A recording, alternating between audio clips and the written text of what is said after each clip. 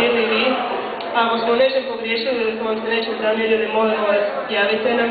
Naš mail imate na našim web stranicama, šaljite nam sugestije kako na godinu napraviti još bolji festival, jer želimo imati još veći i još bolji festival iduće godine.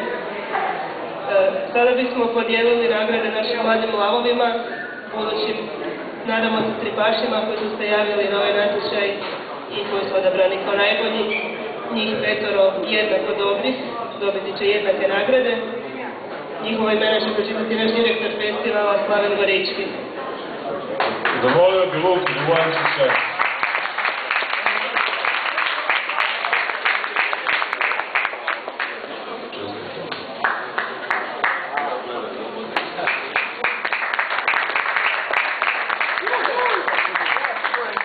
Matija Škahan.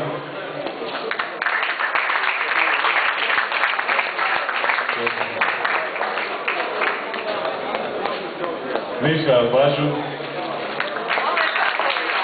A jeste da izvolio da povodimo svaka čast.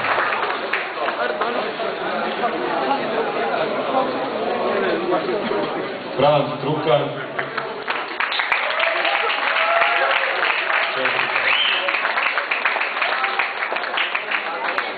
Naša mlada dama, Nina Ivanović.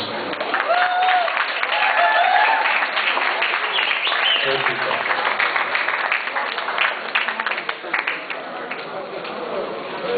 Zahvaljujem se našim mladim lavovima, svim koji se javili natječaj ove godine. U 12. mjesecu raspisat ćemo natječaj za sljedeću godinu i nadamo se da će odaziv biti još veći. Svima vas se puno zahvaljujem na ova 3 predivna dana koja ste proveli s nama. Lijep pozdrav i vidimo se do godine. Živjeli!